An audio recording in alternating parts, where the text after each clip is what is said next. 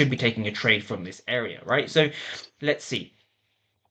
As price came into this area, we are analyzing the PM session, so where I have circled.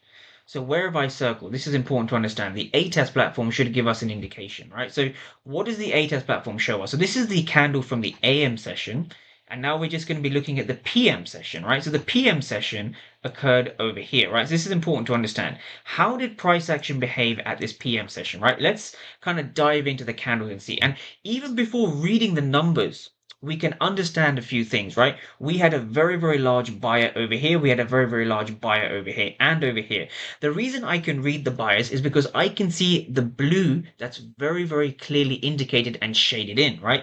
I can see a blue over here, a blue over here, and the biggest blue over here, right? So let's dive into these numbers and see what's happening, right? And to give you some context, this particular candle corresponds to this price action over here where I've circled, right? So what does the A-test platform, what does the order flow tell us, right? So order flow essentially gives us two numbers, and you only need to read two numbers to see if you're trading correctly.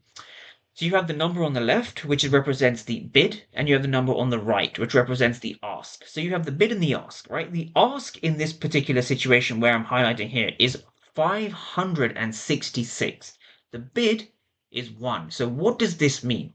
So this means for ES at the price 54.75, there were 566 aggressive market participants hitting the ask. This means there were 566 market participants looking to go in to be aggressive buyers, i.e. they wanted to drive the price higher.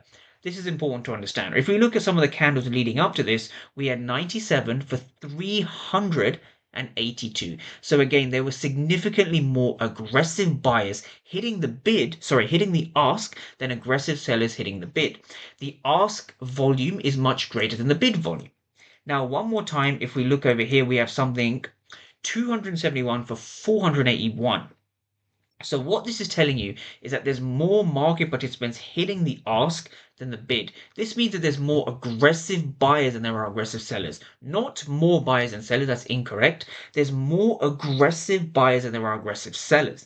So now if we go back to our regular candlestick charts, after looking at the A-test platform, we can see a significant number of aggressive buyers trying to hit the ask.